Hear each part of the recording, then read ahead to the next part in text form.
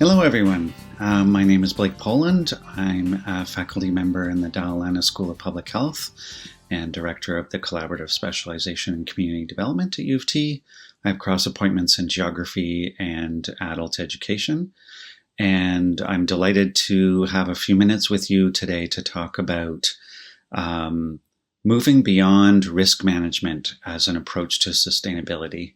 And I want to propose 4 building blocks for a different way forward. I have a lot to cram in a short time, so I'm going to jump straight in. I just want to start by giving a bit of an overview of the situation we face as a backdrop for talking about solutions or approaches to addressing sustainability. So we face multiple converging threats to planetary health and health equity in the form of climate change, ecological degradation, resource depletion, energy insecurity, and widening socioeconomic disparities. And they can all be traced back to a particular way of organizing human affairs on the planet in recent years. That has been variously referred to as globalization or neoliberalism or advanced capitalism. I find that Tony Biddle's cartoon here actually describes and summarizes quite well in a single illustration what we're talking about. What that has led to is an acceleration in human impact on the environment as a result of growing population, growing consumption, and depletion of Earth resources and exploitation, both of humans and of the more than human world. And that has led to a situation in which we are now seeing forecasts of cascading ecological collapse in the next couple of decades. What we see more recently are some projections about cascading ecological systems collapse, or what scientists sometimes refer to as state shifts in global systems that will accelerate into cascading collapse somewhere between 2025 and 2045. I'm guessing that's in the lifespan of most of you listening to this. So this is not something, this kind of scale of sustainability crisis that has the potential to take down human civilization, as we call it, is not a problem of our grandchildren or great-grandchildren, but something more like what we might face in our own lifetimes. And this can be very difficult news to digest, and it's very likely that we find ways to distract ourselves or avoid the truth of this and the significance of it in terms of the scale and pace of change that we need to embrace in order to chart a different future for humanity than the one represented in this graph.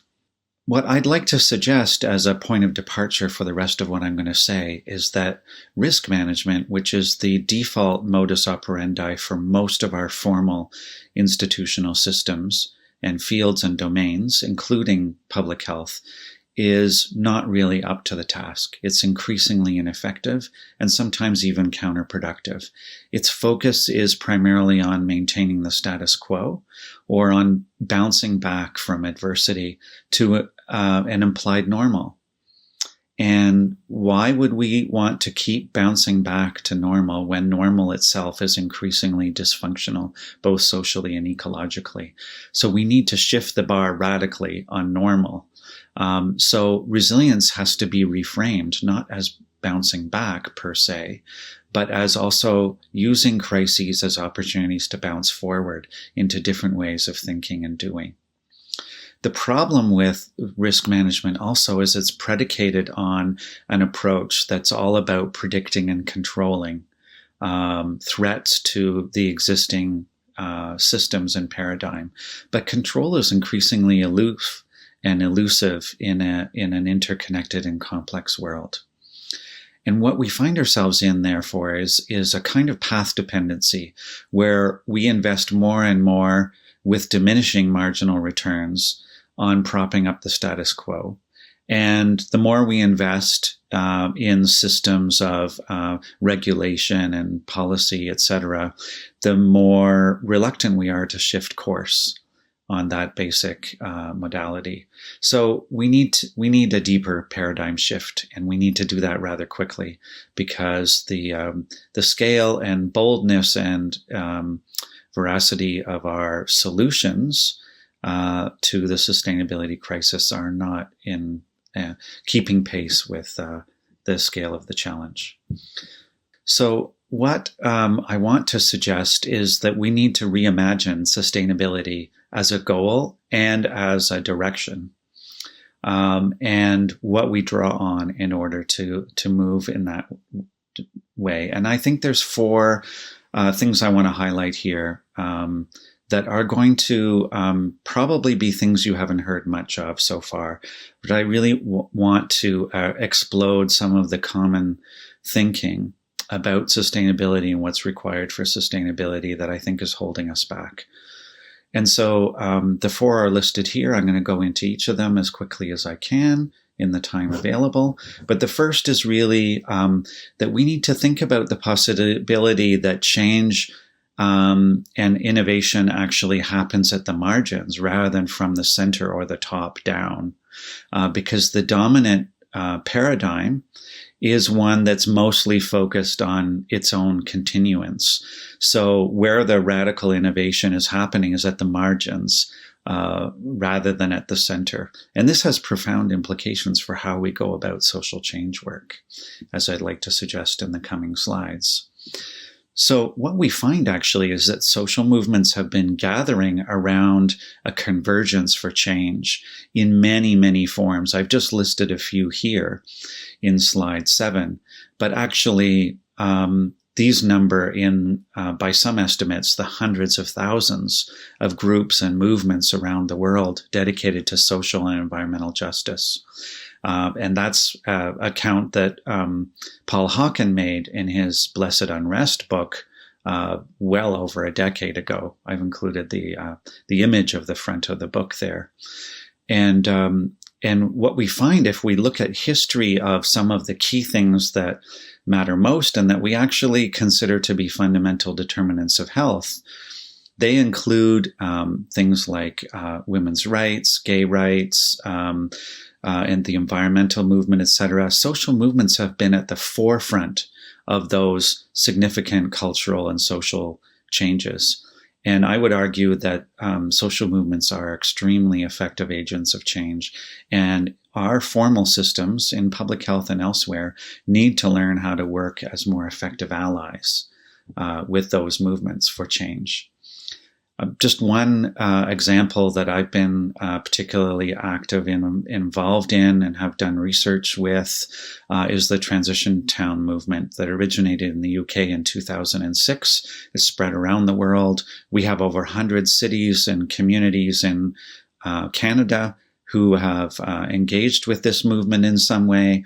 It's all about building community resilience and specifically around shifting to a post-carbon or a low-carbon future by reducing dependence on fossil fuels, reskilling, growing community connections, and relocalizing production of basic needs like food and building supplies and clothing and so forth.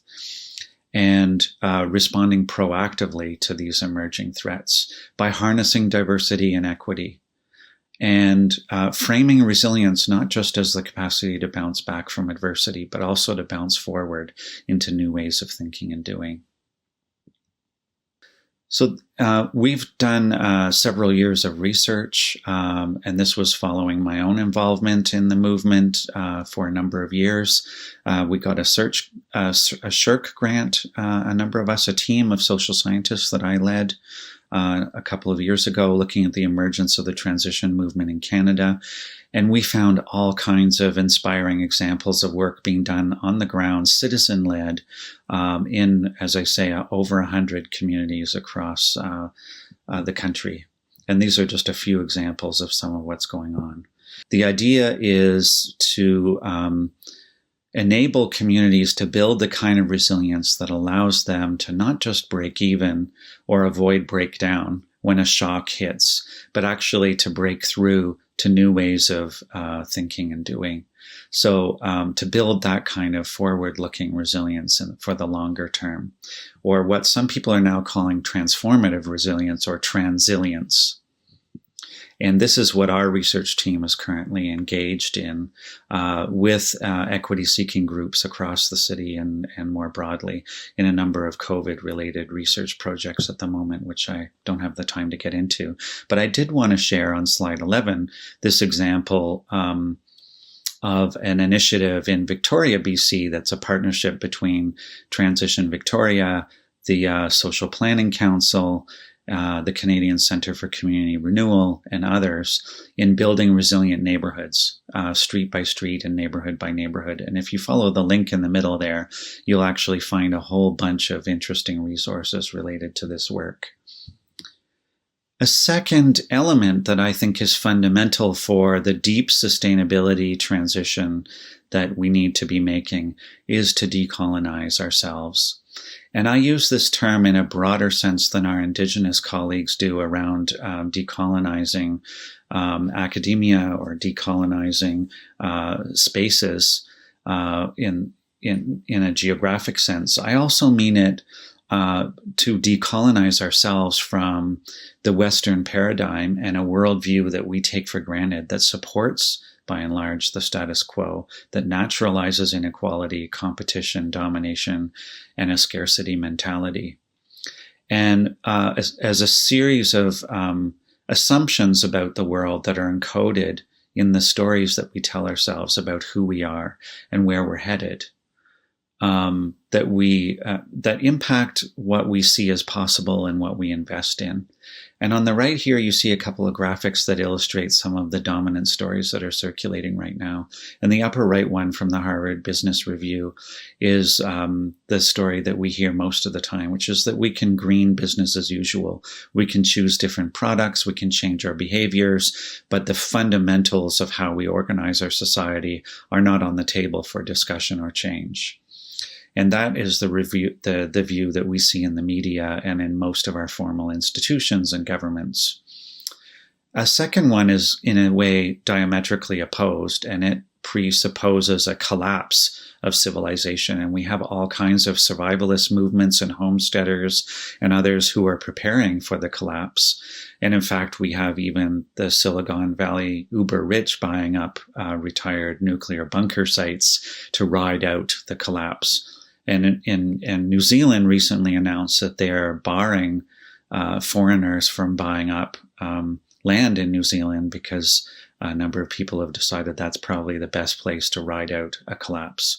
And a lot of very wealthy people from around the world, particularly in the US, have been buying up property there and building their bunkers. So a third story represented by the diagram on the bottom there is that we're actually in a period of a leap in human evolution, that we've been kind of an adolescent culture partying away with whatever resources we can use up and not thinking too much about the future. And now with the advent of the Anthropocene, where we're a force to be reckoned with on a geological scale in the world, we need to be stepping up into that role in a very different way than we have been operating so far. And so you can appreciate, I think, that those three stories are very different ways of understanding who we are, how we got here, and where we're headed. And they have profound implications for how we respond to the crises that we face. And of course, there's all kinds of other layers to this in terms of whose stories count, who gets to tell them, who's listening, and how they're heard. One of the things that I want to underscore is that when we're looking to decolonize ourselves from the Western paradigm, we can draw inspiration from all kinds of non-dominant knowledge traditions that have existed for, in some cases, quite some time. We can point to critical and progressive traditions at the margins in the global north, the degrowth movement, political ecology, critical race theory, ecofeminism. These are just a few of the many ones that are available. Earth traditions at the margins in the global north, deep ecology, neo-paganism, druidry, which obviously has a longer history, animism more generally, which is also shared with indigenous ways of knowing that emphasize connection with the land and the ancestors, and a familiar phrase of all my relations to really underscore the deep relatedness and sacredness of all life, and also global south epistemologies like Buen Vivir, Fregerean critical pedagogy, liberation theology, collective health movements.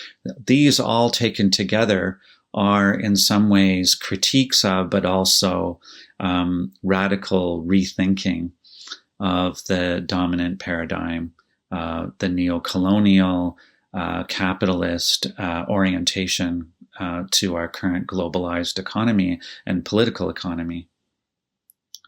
And I say all of this also wanting to note the dangers of cultural appropriation and the need for real reconciliation and repatriation in our relations with Indigenous peoples to elevate their sovereignty and address unresolved land claims and really explore deeply what it means to be a genuine ally with Indigenous peoples in their struggles for sovereignty and repatriation.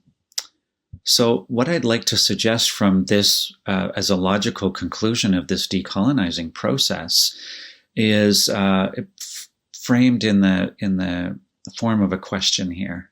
What if sustainability crisis is not a technical problem as it's usually cast, but actually a relationship problem? Have we fallen out of right relationship with ourselves, with each other, and with the more than human world? And what might that mean for how we go about addressing the sustainability crisis? Because I'm guessing any of you who've had relationship problems at some point know that it's not a matter of a technical solution or applying that kind of a fix. It really requires some kind of change of heart. And that, I think, is what we need to be considering as we think about the current state of affairs. The last piece that I want to bring in here around decolonizing ourselves from the Western paradigm is rethinking all of the assumptions and socialization that we've internalized about social change, what social change looks like, how it's brought about. And what I've contrasted here is the kind of the status quo way of thinking about change on the left, and a very different view based on emerging perspectives related to chaos theory and quantum social theory and other approaches that suggest to me and to others very different kind of avenues for change. So very briefly, the usual way of thinking about change is that that humanity is some kind of a blight on the planet. We have to work really hard to reduce our harm, and being green is all about figuring out what we should and need to give up and do without. And that social change is hard work, that many people burn out trying to make it happen because so few people understand what's going on, and the amount of work to educate everyone is just so overwhelming. We just seem to be faced with a wall of apathy and people reluctant to change. And that change is linear and predictable. So we should be able to compare how much energy we put into social change work with the results, right? That's what evaluation in a conventional sense is all about. And then we decide accordingly, is it really worth it? Can I make a difference? And most of the time we're unlikely to act if it seems like it won't make a difference. So we tend to talk about hope as something that's a prerequisite for action. Like if we don't have faith or hope that our efforts can make a difference, then why bother? We'll just party hardy until the collapse. A contrasting perspective on the right-hand column here is that we can do way better than just reducing our harm. We can work to be of mutual benefit on the planet, what some have called regenerative sustainability or reciprocity. So we can actually design buildings that give a net benefit in terms of energy production, water, recycling, etc. And that the crisis is actually an opportunity to create the kind of society we've always wanted, but didn't somehow quite manage to achieve. And that maybe social change is also about doing what you love and inviting others to join. This byline from the transition movement, if it's not fun, it's not sustainable, right? So This is something we grappled with when I was leading a transition initiative on the outskirts of Toronto. And we were trying to figure out, how do we move the bar here in our community on sustainability? And we were really frustrated by how difficult it seemed to be to change things. And then we realized that we just loved hanging out together, and we loved doing things like seed saving, like permaculture, like energy, like community energy projects, and many other things. And we decided that really what we were going to do is we were going to do what we loved, and we were going to invite others to join us. And we grew the movement substantially that way in our local community. And we had great fun doing it. Some of the best years of my life in that movement. And so this is a very different way of thinking about social change work. And if you couple that with the fact that a few key trigger events can spark a rapid change in awareness and willingness to act, just look at what COVID's done for our ability to and willingness to rethink what normal is that we might be contemplating bouncing back to after the pandemic, for example. And also the fact that social change is almost always nonlinear and unpredictable. That building critical mass can take time, but social tipping points come quite quickly. And so in a sense, we have this race of the tipping points between climatic tipping points and ecological tipping points on the one hand, and social tipping points on the other. And maybe actually crises function to help tip us when we're close to ready. And that perhaps what we do and how we are in the world is an expression of an alignment with what we value, rather than being about whether we can make a difference or not. And so as Bill McKibben, the originator of 350.org, and others have pointed out, maybe based on their experience, hope is generated through action, not as a prerequisite for action, is by engaging with others in social change efforts, in projects that make a difference in your own community, that you start to understand and appreciate and live the experience of making changes and the potential that it has for further change. A third dimension I wanted to bring up here is the opportunity to embrace animism and a relational worldview. We tend to, at the moment, have a worldview that sees the world as things or resources at our disposal for us to exploit as we see fit, and that humans are at the top or the pinnacle of a triangle of hierarchy of other beings. And on the other hand, many indigenous peoples and some of the worldviews that I shared with you in a couple of slides ago have a very different worldview that sees life as animate, sentient, and possessing agency, and even spirit. That the world is in fact fully alive, and that it's speaking to us, and that we can work together with the non or the more than human world to co-create a very different reality from the one that the Western culture sees. So this suggests that we can not only learn about nature or in nature, but also from nature. And what kind of deep listening engenders that kind of transformative change? And indeed, what is the quality of being from which we source our knowing and doing?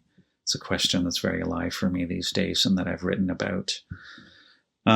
We took this opportunity in slide 18. You'll see an example of a project that we got CIHR funding for to rethink citizen engagement processes for sustainable futures, seeding discussion with other ways of seeing, drawing on some of these non-dominant traditions, and using an Indigenous talking circle methodology. So working with colleagues from the Waakabee Bryce Institute for Indigenous Health, we launched, designed, and ran 5 pilot talking circles on sustainable futures to learn about how we can reshape the discussion so that people don't just come to these consultation processes imagining more electric cars or green roofs, and that's the extent of a sustainable future, but actually can start thinking outside the box. And we've written about that in a recent article. You see the abstract for it here that just appeared in Canadian Journal of Public Health a month or two ago. So this last piece that I want to bring to you is going to sound a little odd perhaps for some of you, but there's all kinds of movements and initiatives and research now to suggest that what we focus on makes a huge difference to our capacity to incite change. And that we need to bring kind of a clear-eyed realism about the current state of affairs with a clear vision of what, to use the words of Charles Eisenstein, the more beautiful world our hearts know is possible. So what actually is the vision that animates our work for social change? Are we just always saying what we're against and what we want to stop and what we don't agree with? Or are we putting forward a vision of what we want to create together, of the better world? To harken back to Martin Luther King's famous speech, "I have a dream," we can see the power of holding a clear vision of what we want to co-create. And I've used this little graphic here about where we put our attention, in our dreams or our fears or our insecurities, and this is significant, I think, in the context of an environmental movement that has, for the last decade or more, thought that the best way to make change was to scare the heck out of everyone and give these doomsday predictions of how poorly things are going and what's going to happen if we stick to this business as usual trajectory. So I think this is significant, that we need to recover a capacity to dream. And I would argue that in some ways the sustainability crisis is a crisis of imagination more than anything. And that the work that we can do together needs to be animated by a sense of inspiration for what we want to develop together. So I just put a few things out there that are perhaps not at all what you would expect to hear in a talk on sustainability. But I think what I want to do with this is to really plant some seeds for thinking outside the box and invite you to consider what we need to be doing well beyond the standard risk management approaches that we take in public health and other spheres, and step more boldly into the kind of future we want to create. And I particularly like this graphic because it suggests that we all have a role to play here, that there's a sweet spot between what you love, what you're good at, and what serves the world.